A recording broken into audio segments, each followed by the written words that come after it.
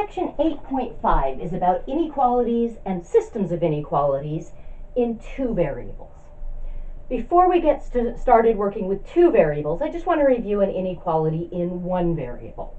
So I've got a problem up here. Suppose we're asked to graph x is less than 2 on the number line. So pretty clearly, there's only one variable in the inequality, okay? And by saying that we're working on the number line, I'm saying we're working on that one-dimensional space. We are working with just that one variable. In a moment, we're going to graph the same inequality, but in the xy plane. So even though there's only one variable in the inequality, I could say that's not the only variable in my world. I'm working on the xy plane, which is two-dimensional and has two variables. For now, let's actually just review what it looks like here. Now, my guess is all of you could graph this without much thought. I'm actually going to break this down into a three-step process, not because I think it's necessary for this particular example, but because that process is going to help us as we start working in two-dimensional space with two variables and as we get to more complicated sorts of problems. Okay. So I'm going to first of all say, what's my boundary? There's going to be a boundary that's going to sort of divide this number line up into regions. And the boundary is always what I get if I replace the inequality with an equal sign. So in this case, the boundary is x equals 2. That divides the number line up into numbers on the left, which are smaller than 2, and numbers on the right that are bigger than 2. Okay? And I'm looking, of course, for where x is smaller than 2. So it's the boundary between when that inequality is true and when that inequality is not true. Okay. Once I know what the boundary is, I'm going to decide whether it's included or not. So does 2 make that inequality true? And the answer here is no, it does not. So 2, which is the boundary, is not included. And so I need to have a way of indicating that.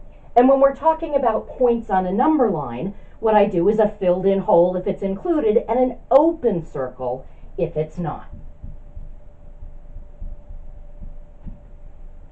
So that is how I would indicate that 2 is my boundary point and it is not included. It's not one of the numbers that makes this inequality true. Okay? But then that boundary, like we said, it divided the number line up into two parts. I want to shade the part that makes the inequality true.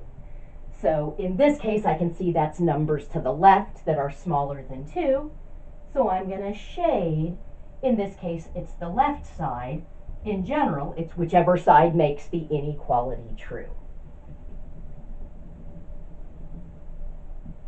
So that would be the graph of this inequality. Okay, so now let's graph the same inequality, but let's graph it in the xy plane.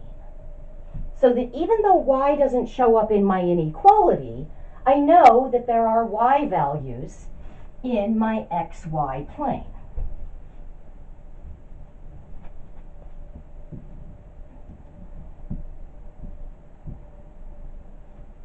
Okay, so I'm going to go through this same three-step process. I'm going to figure out what's the boundary. And the boundary is always what I get when I replace the inequality with an equal sign. So it would be x equals 2. There's an important difference because now I'm working in the plane. In the plane, I know that x equals 2 isn't just a single point. There's more than one point on the plane that has an x value of 2. In fact, this entire vertical line picks out all of the points whose x value is 2. So that vertical line is going to be my boundary. Okay. Now, that boundary is not included.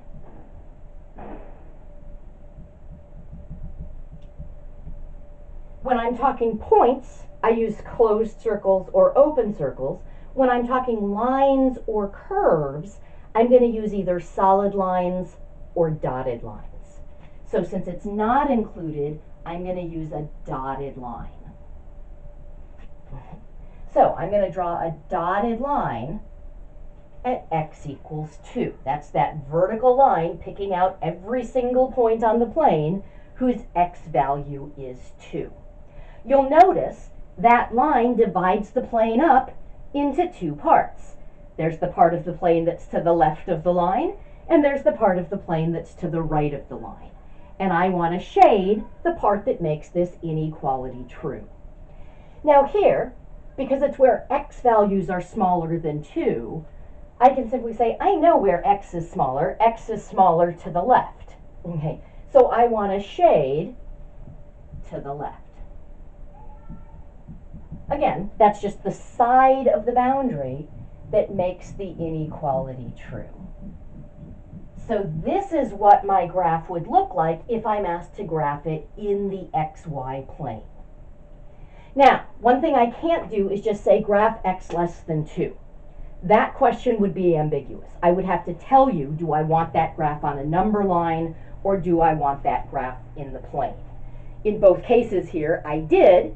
You'll notice we got slightly different graphs, but it's kind of interesting. If I look along the x-axis right here, and I just look at that part of the graph, I can see that at 2, that's where my boundary is, and that point wasn't included because it's part of that dotted line, which isn't included, and we've shaded to the left.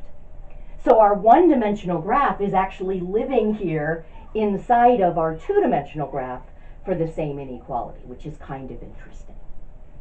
All right, so in the next video, we'll take a look at an inequality that actually has both variables showing up in it and review how to work with that. I'm starting with linear inequalities, and we're going to move on up eventually to nonlinear inequalities, but we'll start by just reviewing some linear ones.